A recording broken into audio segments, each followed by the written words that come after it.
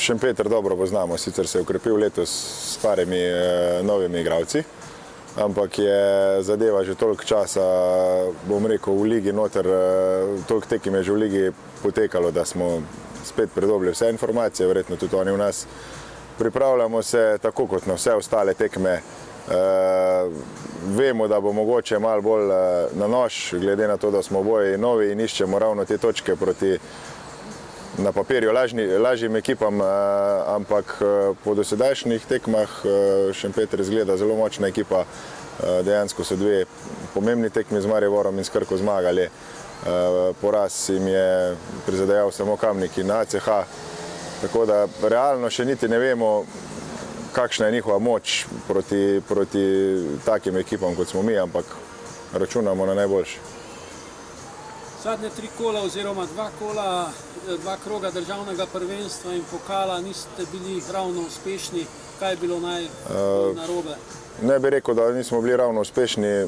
Situacija v letošnjem prvenstvu je taka, da smo imeli kar ugoden razpored prve 3 kroge. Glede na to, da smo računali, da Maribor ne bo imel tako močne ekipe, kar pa zdaj kaže, da je kar solidna ekipa, glede na to, da so na vrhu. Ostali 2 tekmi, bom rekel, z nasprotniki našega ranga smo obe 2 dobili.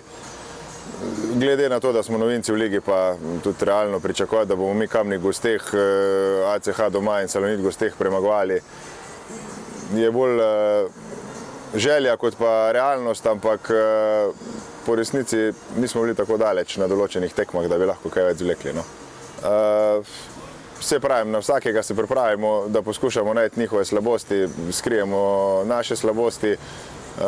Zdaj pa, kaj oni pripravljajo za nas, je spet druga zadeva, ampak nekih velikih skrivnosti ni. Jaz mislim, da bo tu odločila dnevna forma, malo bo verjetno živčnosti, tako kot vsak derbi, tak kot je. Tisto bo bolj mirno zadevo speljal, bo na koncu šel ven kot zmagovalec.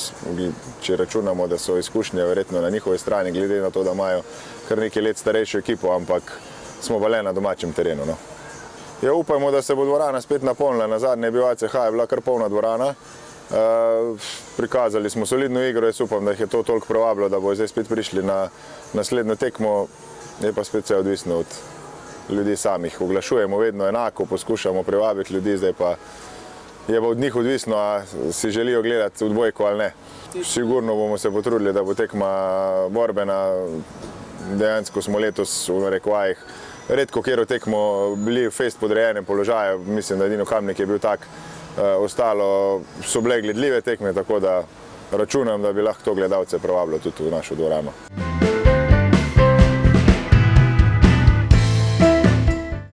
Ne bi komentiral tega, načeloma je moje mnenje tako, da smo čisto sami krivi, da smo ti set izgubili, imeli smo veliko več žog, že prej možnost zaključiti niso našo korist.